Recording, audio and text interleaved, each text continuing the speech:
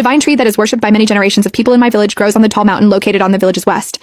Apparently, the divine tree loves being watered by women's lustful juices.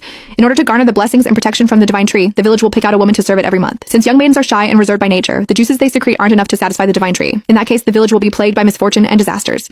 Because of that, there are rumors saying that the divine tree prefers married women instead. All the married women in the village refuse to serve the divine tree. I, on the other hand, yearn to get picked out by the village every day. After all, I'm born to feel pleasure at its height. Unfortunately, my weak husband can never satisfy my urges. I was planting seeds in the fields when the village secretary, Isaac Holton, ran over to me. His face was crinkled in joy as he exclaimed, "It's finally your turn, Haley." I tossed the seeds aside and excitedly rubbed my hands. "Really? Thank you so much, Mr. Holton." Isaac was pleased by my reaction. He gave me a once-over with his hazy eyes, not bothering to hide the lecherous glint in them. I wasn't bothered by his gaze, but the woman working in the next field shot a look of disdain at us before muttering, "She only married into the Emerson family some time ago, but she's already acting so promiscuously. Fred sure is unlucky to have a daughter-in-law like her." I rolled my eyes and retorted, "You're a shriveled-up old hag now, so it makes sense that you don't understand what a privilege it is to serve the divine tree. I'll definitely satisfy it. You agree with me, don't you, Mr. Holton?" Isaac nodded vigorously. Using the saplings around us as cover, he ran his greasy hand along my thigh. The woman's face turned a ruddy red when she realized that she couldn't win the argument against me. She lowered her head and continued working. I scoffed. Joy bubbled in my heart when I thought of all the rumors about the divine tree. Our village was located in the western region of a massive mountain. A forest stood behind the village. The trees were so tall that they disappeared into the clouds. A divine tree in the forest had protected our village for thousands of years. The villagers would send a woman into the forest every month as an offering to the tree. The divine tree had to be watered by a woman's private fluids. If the woman didn't produce enough fluids and didn't satisfy the tree, a disaster would befall the village. It would also cause the wheat fields to shrivel up, so we would have nothing during the harvest season. According to the rumors, the tree's branches were thick and strong. There were also powerful vines wrapped around the branches that would send a woman over the edge of pleasure.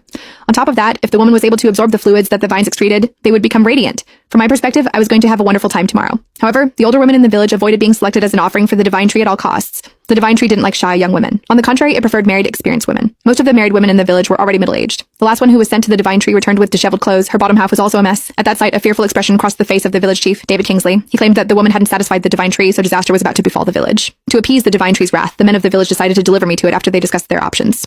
I'd always admired the divine tree. My husband, Jack Emerson, was totally useless in bed. He would finish within minutes, robbing me of my pleasure. It was why I was absolutely ecstatic at the prospect of being able to serve the divine tree. I was brought to the hall to be cleansed. I was stripped naked, so the men in power in the village could scrutinize me. They discussed among themselves if I would be able to satisfy the divine tree. I didn't feel a single hint of fear under their predatory gazes. On the contrary, I puffed my chest out proudly. I was very confident about my own body, after all. The men gave me a mat and placed a boiled egg on it. I sat down on the mat in front of them and began to twist my hips. The men's eyes reddened as they watched me. A few moments later, David removed the mat, which was now damp. The egg's shell had been peeled clean. David popped the egg into his mouth and patted my shoulder with a satisfied expression. "Good job, Haley. The divine tree will definitely adore you." I smiled, feeling pleased. My body trembled as I exclaimed, "Don't worry, Mr. Kingsley. You can count on me."